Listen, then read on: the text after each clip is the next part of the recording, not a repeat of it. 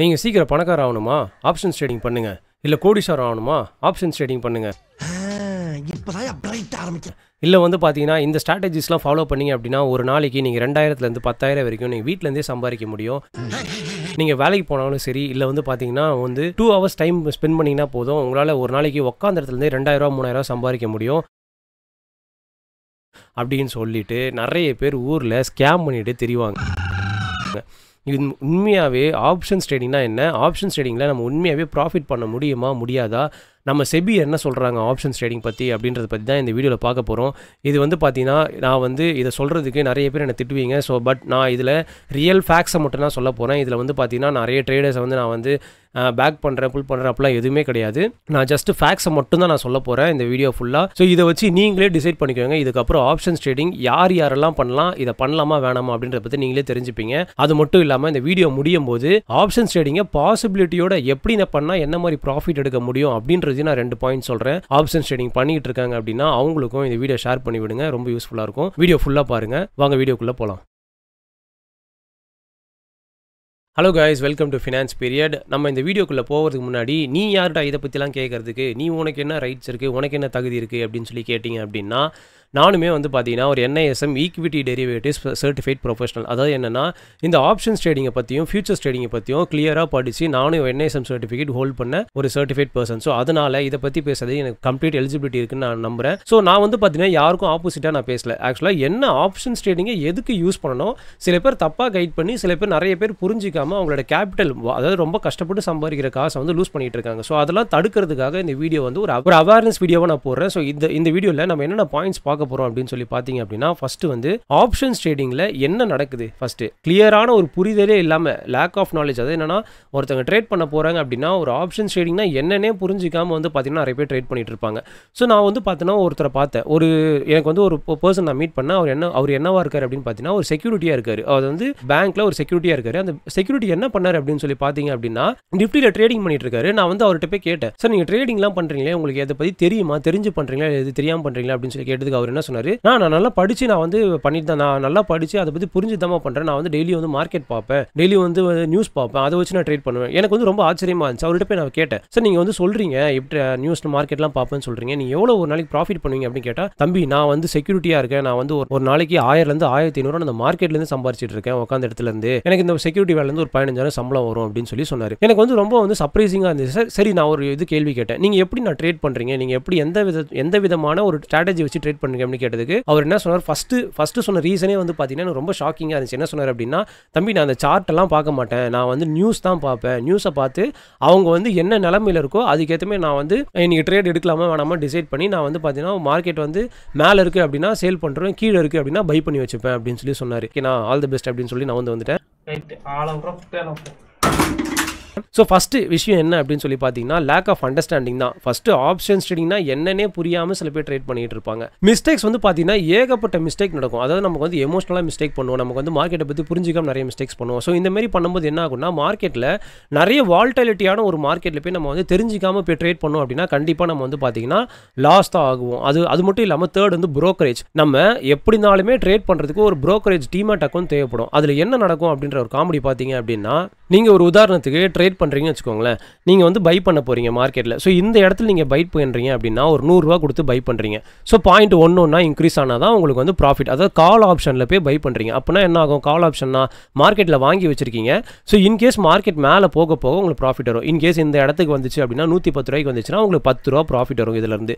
So உங்கள் லாட்டுக்கு ஏற்ற மாதிரி இந்த 10 ரூபா மல்டிப்ளை பண்ணி உங்களுக்கு வந்து ப்ராஃபிட் வந்து புக் ஆகும். இப்போது புரோக்கரேஜ் என்ன பண்ணுவாங்க அப்படின்னு சொல்லி பார்த்தீங்க அப்படின்னா ஒரு ட்ரேடுக்கு கிட்டத்தட்ட 20லேருந்து 25 வரைக்கும் நார்மல் புரோக்கர்ஸ் வந்து ட்ரேட் நம்ம வந்து சார்ஜஸ் கமிஷன் பிடிப்பாங்க. அப்போ என்ன ஆகும், நம்ம ஆட்டோமேட்டிக்காக ஒரு ஆப்ஷன் நம்ம வாங்குறோம் அப்படின்னா கண்டிப்பாக விற்று தான் ஆகணும், ஏன்னா ப்ராஃபிட் பண்ணுறதுக்கு. அப்போ என்ன ஆகும், நான் வாங்குறதுக்கும் 20 ரூபா கமிஷன் கொடுக்கணும், விற்கிறதுக்கும் 20 ரூபா கமிஷன் கொடுத்தா என்ன ஆகும், 2 சார்ஜஸ் ஆகுது. ஸோ என்ன ஆகும், எனக்கு வந்து 40 ரூபா வந்து பார்த்தீங்கன்னா நான் வந்து ட்ரேடிங் கமிஷனாகவே கொடுத்தாகணும். 40 ரூபா ட்ரேடிங் கமிஷனாக கொடுத்தா மட்டும்தான் எனக்கு வந்து ப்ராஃபிட்டே ஸ்டார்ட் ஆகுமே. அப்போது நான் ஒரு 100 ரூபாய்க்கு நான் வந்து கால் வந்து நான் வாங்கி வைக்கிறேன் அப்படின்னா அது எனக்கு 140 ரூபா மேலே தான் எனக்கு வந்து ப்ராஃபிட்டே ஸ்டார்ட் ஆகும்.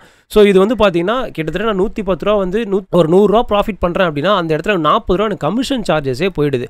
அது மட்டும் இல்லாமல் STT டிரான்சாக்ஷன் சார்ஜஸ் அப்படி இப்படின்னு சொல்லிட்டு நம்ம கிட்டத்தட்ட ஒரு 45 ரூபா கிட்ட நான் வந்து ப்ராஃபிட், நான் 100 ரூபா ப்ராஃபிட் பண்ண இடத்துல நான் வந்து கிட்டத்தட்ட கிட்டத்தட்ட 45 ரூபா கிட்டத்தட்ட நான் இது கொடுத்தா கமிஷன் கொடுத்தா மட்டும்தான் என்னோட ப்ராஃபிட்டே வந்து நிலையாக வந்து நிற்கவே முடியும். ஸோ எனக்கு வந்து ஒரு பேசிக்காகவே ஒரு 4 பாயிண்ட் நான் ப்ராஃபிட் பண்ணுறதுக்கு தேவைப்படுது. ஸோ 4 பாயிண்ட் நான் வந்து ப்ராஃபிட் இப்போ எடுத்தால் மட்டும்தான் எனக்கு வந்து ப்ராஃபிட்டே புக்கிங் ஆகும். ஸோ இதுதான் வந்து பார்த்தீங்கன்னா ப்ரோக்கரேஜ் கமிஷன்ஸ் அப்படின்னு சொல்லுவாங்க. ரெண்டாவது விஷயம் என்னன்னு சொல்லி பார்த்தீங்கன்னா மார்க்கெட் வந்து ரொம்ப ரொம்ப வாலட்டிலிட்டி. அதனால உங்களோட எமோஷன்ஸை ஹோல்டு பண்ணுறது ஆப்ஷன் ட்ரேடிங்கில் அப்படின்றது ரொம்ப ரொம்ப கஷ்டமான விஷயம். ஏன்னா இப்போ ஃபார் எக்ஸாம்பிள் நீங்கள் ஒரு 4 லாட்டை வச்சு ட்ரேட் எடுத்திருக்கீங்க. அந்த லாட்டோட வேல்யூ வந்து பார்த்தீங்கன்னா 5000 ரூபாய். அது வந்து பார்த்தீங்கன்னா மார்க்கெட்டோட நிஃப்டி 50 கூட ஓகே. இன்கேஸ் பேங்க் நிஃப்டியில் போய் ட்ரேட் பண்ணுறீங்க அப்படின்னா உங்களுக்கு வாலட்டிலிட்டியோட ரேஷியோ வந்து பார்த்தீங்கன்னா ரொம்ப ரொம்ப அதிகமாக இருக்கும். ஏன்னா இப்போ ஃபார் எக்ஸாம்பிள் நான் ஒரு 5000 கொடுத்து ட்ரேட் பண்ணுறேன் அப்படின்னா அது வந்து இப்படின்றதுக்குள்ளே வந்து பார்த்தீங்கன்னா 10 பாயிண்ட் மேலே போகும், 20 பாயிண்ட் கீழே வரும். ஸோ அப்படின்றப்போ நம்ம என்ன ஆகும்னா திடீர்னு வந்து பார்த்தீங்கன்னா ஒரு 500 திடீர்னு ஃபஸ்ட்டு இறங்கினோடனே 500 லாஸ் காட்டும். இல்லை வந்து நம்ம பார்த்தீங்கன்னா 500 ப்ராஃபிட்டில் காட்டும். ப்ராஃபிட்டில் காமிச்சுன்னா ஓகே. இதுவே நான் வந்து டைம் ஆக எனக்கு 500 1000 ஆச்சு அப்படின்னா நமக்கு வந்து பேனிக் ஆக ஸ்டார்ட் ஆகிடுவோம். நமக்கு வந்து ஒரு ப்ராப்பராக ஸ்ட்ராட்டஜி இல்லாமல் நான் போய் மார்க்கெட்டில் போய் ட்ரேட் எடுக்கிறேன் அப்படின்னா எனக்கு வந்து ஒரு 1000 லாஸ் பார்க்குறேன்னு ஹோல்டு பண்ணுவேன், 2000 லாஸ் பார்க்குறதுக்கு ஹோல்டு பண்ணுவேன். வரும் மார்க்கெட் சொல்லிட்டு 3000 4000 போகும்போது என்ன ஆகும், ஆட்டோமேட்டிக்காக 5000 4000 போயிடுச்சு, 1000 காப்பாற்றிப்போம் அப்படின்னு சொல்லிட்டு எக்ஸிட் பண்ணிட்டு வெளில வந்துடும். இல்லை நான் வந்து ஸ்ட்ராங்காக ஹோல்டு பண்ணுறேன், இந்த 5000 போனாலும் பரவாயில்ல அப்படின்னு சொல்லிட்டு பார்த்தீங்கன்னா நிறைய பேருக்கு மோஸ்ட் ஆஃப் த 70% டைம்ஸ் வந்து பார்த்தீங்கன்னா மார்க்கெட் வந்து மேலே வரலாம் இல்லை வராமலும் போகலாம். அதாவது சரி ஓகே நான் அதை வந்து தாண்டி வந்துட்டேன், 5000 நான் வந்து 4000 லாஸ்லேருந்து அப்படியே கொஞ்சம் கொஞ்சமாக மேலே ஏறி வருது அப்படின்னாலுமே ஒரு கட்டத்தில் 1000 வரைக்கும் மைனஸ் லாஸில் காட்டும். சரி ஓகே இப்போதைக்கு நம்ம 4000 மைனஸில் இருந்துச்சு, இப்போ 1000 வச்சு லாஸில் காட்டி இதோட போதும் புக் பண்ணிக்கலாம்னு சொல்லிட்டு வித்துட்டு வெளில வரீங்க, மார்க்கெட் வந்து மேலே போயிடும். இந்த மாதிரி நிறைய வந்து பார்த்தீங்கன்னா வாலட்டிலிட்டி நான் வந்து மார்க்கெட் எமோஷன்ஸ்க்கு ஏற்ற மாதிரி நம்ம வந்து நிறைய வந்து மார்க்கெட்டில் நிறைய நடக்கும். இதை வந்து ஹோல்டு பண்ணுறது அப்படின்றது ரொம்ப ரொம்ப டஃப்பான விஷயம். ஸோ தேர்ட் பாயிண்ட் என்ன அப்படின்னு சொல்லி பார்த்தீங்கன்னா ஒரு அன்வெரிஃபைடு ஒரு வாட்ஸ்அப் குரூப்ல இருந்தோ டெலிகிராம் குரூப்ல இருந்தோ யாருன்னே தெரியாத ஒருத்தவங்க கிட்ட வந்து ட்ரேடிங் கால்ஸ் வாங்கி அது மூலியமாக ட்ரேட் பண்ணுறது. இதில் எனக்குமே நிறைய பர்சனல் எக்ஸ்பீரியன்ஸ் இருக்குது. நானுமே ஒரு டெலிகிராம் குரூப் ஜாயின் பண்ணி அவங்க கொடுக்குற கால்ஸ் எது ட்ரேட் பண்ணி பார்த்துருக்கேன். பட் வந்து பார்த்தீங்கன்னா 1 or 2 கால்ஸ் வந்து போகும். அதுக்கப்புறம் 3வது கால் கண்டிப்பாக வந்து கேபிட்டலை ஃபுல்லாக வாஷ் அவுட் பண்ணிட்டு போயிடும்.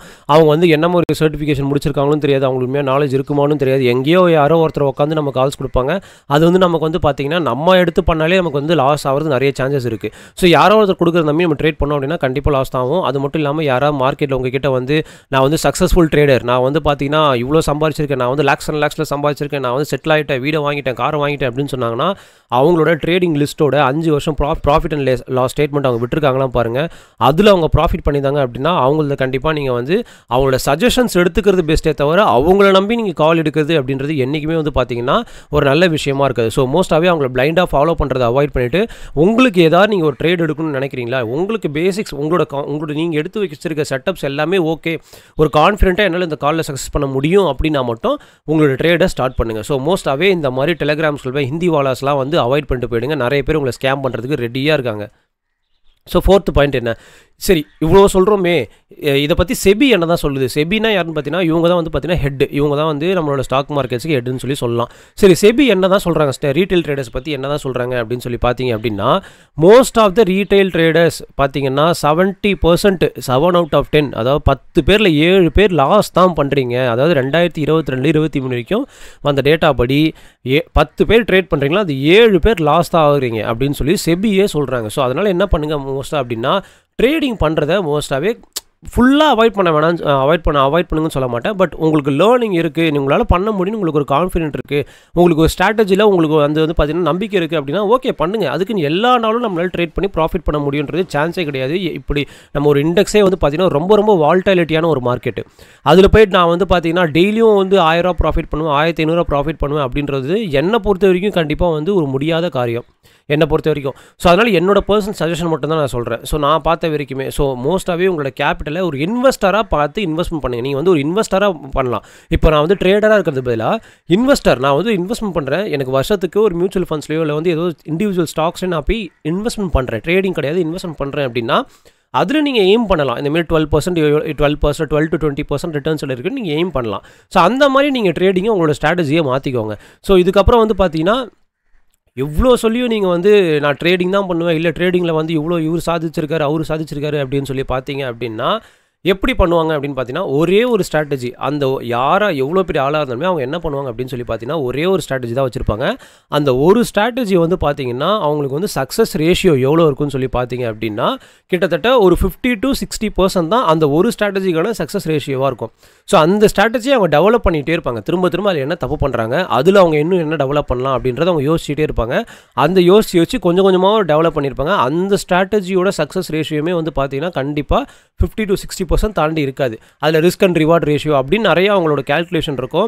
அவங்க வந்து ஒரு டைம் வேல்யூ படி இதுலேயே வந்து பார்த்தீங்கன்னா ஆப்ஷன்ஸ் நிறைய இருக்குது. ஒரு ப்ரைஸை வந்து ஒரு ஆப்ஷன்ஸில் வந்து ஃபிக்ஸ் பண்ணுறது அப்படின்னு பார்த்தீங்கன்னா காமா, ரோ, வேகா அப்படின்னு சொல்லிட்டு தீட்டா அப்படின்னு நிறைய விஷயங்கள் இருக்குது. நம்ம எதுவுமே தெரியாமல் ஓப்பன் இன்ட்ரெஸ்ட், ஓப்பன் வால்யூம் என்ன இருக்குது, நம்ம வந்து எவ்வளோ இப்போ இண்டெக்ஸ் என்ன கரண்ட் ட்ரேடிங்கில் இருக்குது, எஃப்ஐஎஸ் எவ்வளோ இன்வெஸ்ட் பண்ணியிருக்காங்க, டிஏஎஸ் எவ்வளோ இன்வெஸ்ட் பண்ணியிருக்காங்க அப்படின்னு தெரியாமல் நம்ம போய் காலை விட்டோம் அப்படின்னா கண்டிப்பாக வந்து நமக்கு வந்து கேபிட்டலை ஸ்வாகா பண்ணிட்டு போகிறதுக்கு நிறைய சான்சஸ் இருக்குது. ஸோ இனிமேல் வந்து பார்த்தீங்கன்னா ஒரு ட்ரேட் எடுக்கிறாங்க அப்படின்னா ஒரே ஒரு ஸ்ட்ராட்டஜியை ஃபிக்ஸ் பண்ணிக்கோங்க. அந்த ஒரு ஸ்ட்ராட்டஜியை லேர்ன் பண்ணிக்கோங்க. லேர்ன் பண்ணிவிட்டு அந்த ஸ்ட்ராட்டஜியில் கான்ஃபிடென்ட்டாக இருந்தீங்கன்னா மட்டும் என்னைக்காவது உங்களுக்கு அந்த ஸ்ட்ராட்டஜி ஃபிக்ஸ் பண்ணி வச்சுருப்பீங்க. அந்த ஸ்ட்ராட்டஜிக்குள்ள மார்க்கெட் வரும்போது இதை ட்ரேட் பண்ண ஸ்டார்ட் பண்ணுங்கள். இப்படி பண்ணிங்க அப்படின்னா ஒரு 50 to 60% உங்களால் அந்த ஸ்ட்ராட்டஜியை சக்ஸஸ் ரேஷியோ கொண்டு வரதுக்கு நிறைய சான்சஸ் இருக்குது.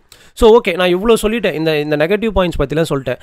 எப்படி தாண்டா ஒருத்தன் ஆப்ஷன்ஸ் ட்ரேடிங் பண்ணுறது, ஆப்ஷன்ஸ் ட்ரேடிங்னா என்ன, ஒருத்தன் எப்படி தான் ஆப்ஷன்ஸ் ட்ரேடிங் பண்ண முடியும், எதுக்கு தான் இந்த இவ்வளோ பிரச்சனை இருக்குன்னா ஏன் இந்த ஆப்ஷன்ஸ் ட்ரேடிங் வச்சிருக்காங்க அப்படின்னு சொல்லிட்டு நீங்கள் என்கிட்ட கேட்டிங்க அப்படின்னா, ஆப்ஷன்ஸ் ட்ரேடிங்கை எதுக்காக பண்ணுவாங்க அப்படின்னு சொல்லி பார்த்தீங்கன்னா ஹெட்ஜிங் பர்பஸ்க்காக தான் ஆப்ஷன்ஸ் ட்ரேடிங் பண்ணணும்னு சொல்லிட்டு செபியே வந்து ரெக்கமெண்ட் பண்ணுறாங்க. ஹெட்ஜிங்னா என்னது? இப்போ ஃபார் எக்ஸாம்பிள் நான் வந்து ஒரு இண்டிவிஜுவல் ஸ்டாக்கில் ஒரு கம்பெனியில் இன்வெஸ்ட்மெண்ட் பண்ணியிருக்கேன். ஃபார் எக்ஸாம்பிள் பார்த்தீங்கன்னா ஒரு HDFC பேங்க் இருக்குன்னு வச்சுக்கோங்களேன். இந்த HDFC பேங்க்கில் நான் வந்து ஒரு 1 லட்ச ரூபா இன்வெஸ்ட்மெண்ட் பண்ணி வச்சுருக்கேன்.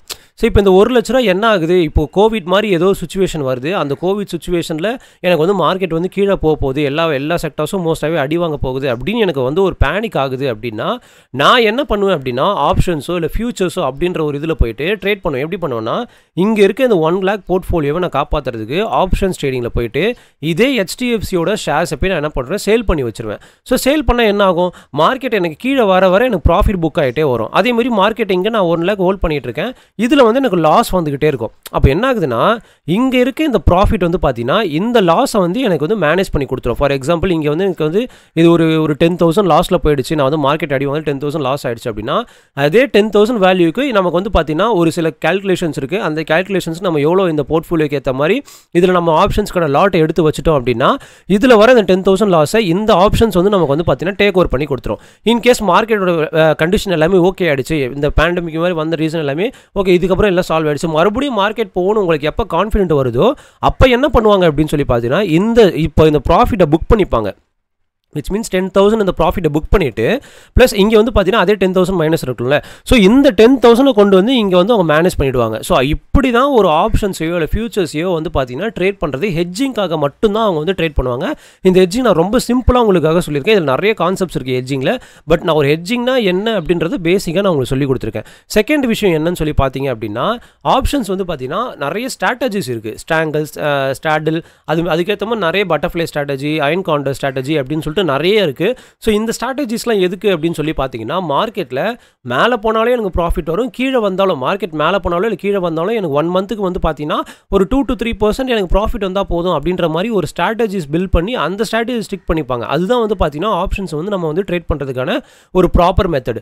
ஸோ இப்படி தான் ஒரு ஆப்ஷன்ஸையோ இல்லை ஃபியூச்சர்ஸையோ நம்ம வந்து ட்ரேட் பண்ணணுமே தவிர நான் கொண்டு போயிட்டு நான் இன்னைக்கு ஒரு நாள் நான் ஒரு நாளைக்கு 1,500 2,000 ப்ராஃபிட் பண்ணுவேன் அப்படின்னு சொல்லி பார்த்தீங்கன்னா கண்டிப்பாக யாராலையுமே 100% சொல்ல முடியும், யாராலையுமே அப்படி ட்ரேட் பண்ணி ப்ராஃபிட் பண்ணவே முடியாது. ஸோ அந்த மாதிரி ஸ்கேம்ஸ் எல்லாம் அவாய்ட் பண்ணிவிடுங்க. உங்களோட நீங்கள் கஷ்டப்பட்டு சம்பாதிக்கிற காசை சேவ் பண்ணுங்கள். ஒரு இன்வெஸ்டராக ப்ராப்பராக டைவர்சிஃபை பண்ணி இன்வெஸ்ட்மெண்ட் பண்ணுங்கள். எஃப்டிஓ உங்கள் காசை மொத்தமாக நீங்கள் 1 லட்ச ரூபா வச்சுருக்கீங்க, ஏதோ ஒரு இன்வெஸ்ட்மெண்ட் பண்ண நினைக்கிறீங்களா, அதை ஸ்ப்ளிட் பண்ணி இன்வெஸ்ட்மெண்ட் பண்ணுங்கள். ஒரே இதில் போய் இன்வெஸ்ட்மெண்ட் பண்ணி வைக்காதீங்க. எஃப்டிஓ, கோல்ஸோ, பாண்ட்ஸோ இப்படி ஸ்ப்ளிட் பண்ணி இன்வெஸ்ட்மெண்ட் பண்ணிங்கன்னா உங்களுக்கு வந்து பார்த்தீங்கன்னா உங்களோட கேபிட்டல் வந்து ரொம்ப சேவாக இருக்கும்.